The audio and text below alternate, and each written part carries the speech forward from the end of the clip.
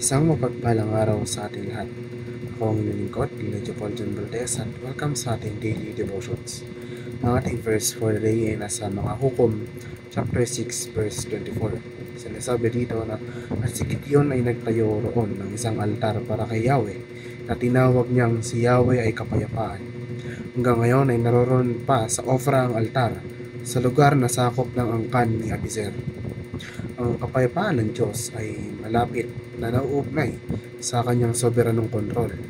Ang pagkilala at pagtitiwala sa pinakamataas na otoridad at plano ng Diyos para sa sansinukob ay maaaring magdulot ng malalim na pakiramdam ng kapayapaan, lalo na sa gitna ng mga hamon at kawalan ng katiyakan sa buhay.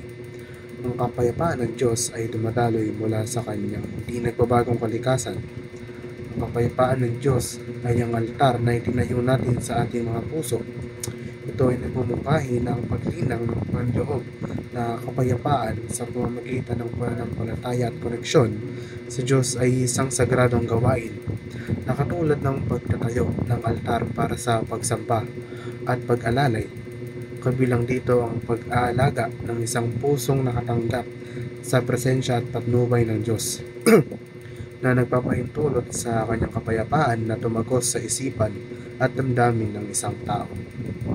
Upang matanggap ang kapayapaan ng Diyos sa pamamagitan ni Kristo Jesus, ang isang tao ay dapat maniwala kay Jesucristo, magsisi sa kanilang mga kasalanan, at magtiwala sa kanyang sakripisyo at muling pagkabuhay. Ito ay nagsasangkot ng isang bulat na desisyon na talikuran ang kasalanan at yakapin ng isang relasyon sa Diyos sa pamamagitan ng pananampalataya kay Jesus na humahantong sa panloob na kapayapaan at pakikipagkasundo sa Diyos. ang pamamahinga sa Diyos na may kontrol ay nangangahulugan ng kanyang soberanya at kapangyarihan kahit na ang mga pangyayari ay tila magulo o napakabigat.